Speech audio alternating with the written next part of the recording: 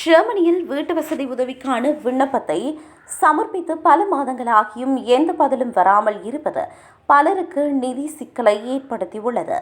ஜெர்மனியின் பல்வேறு நகரங்களில் இந்த விண்ணப்பங்களை பரிசீலிக்கும் காலம் மாறுபடுகிறது.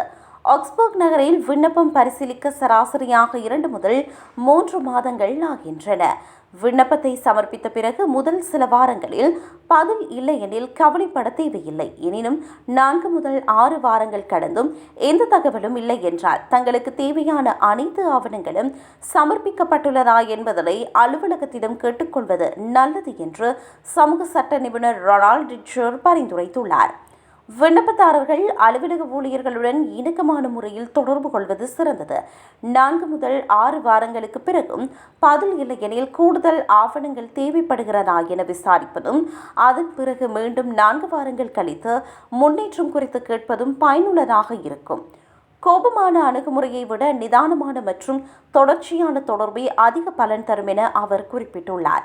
ஒருவேளை 6 மாதங்கள் கடந்தும் உங்கள் விண்ணப்பத்தின் மீது எந்த முடிவும் எடுக்கப்படவில்லை என்றால் நீங்கள் சட்டப்பூர்வ நடவடிக்கையை தொடங்கலாம். இதற்கு செயலற்ற தன்மைக்கான வழக்கு என்று பெயர்.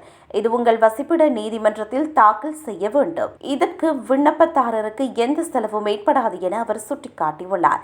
இந்த சட்டப்பூர்வ நடவடிக்கை குறித்த அறிவிப்பை நீங்கள் அனுப்பும் போது சட்டப்படி 6 மாதங்கள் என்பது நியாயமான காலம். எனவே மேற்கொண்டு முன்னறிவிப்பின்றி நான் சட்ட நடவடிக்கை எடுக்கப் போகிறேன் என அதிகாரிகளுக்கு தெளிவாக தெரிவிக்கலாம். பெரும்பாலான சந்தர்ப்பங்களில் இந்த நடவடிக்கை தொடங்கியவுடன் அதிகாரிகள் விரைந்து செயல்பட தொடங்குவதாக நிபுணர்கள் கூறுகின்றனர். விண்ணப்பத்தை சமர்ப்பித்த முதல் நாளிலிருந்தே அனைத்து ஆவணங்கள் மற்றும் அலுவலக தொடர்புகளை ஒரு கோப்பாக முறையாக பராமரிப்பது அவசியம். தெளிவற்ற புகைப்படங்கள் அல்லது ஆவணங்கள் தாமதத்தை ஏற்படுத்தும் என்பதால் தெளிவாக சமர்ப்பிப்பதை உறுதி செய்யுங்கள். உதவித்தொகை விண்ணப்பம் சமர்ப்பிக்கப்பட்ட மாதத்தில் இருந்தே கணக்கிடப்படும் என்பதால் காலதாமதம் செய்யாமல் முன்கூட்டியே விண்ணப்பிப்பது நல்லது என அறிவுறுத்தப்பட்டுள்ளது.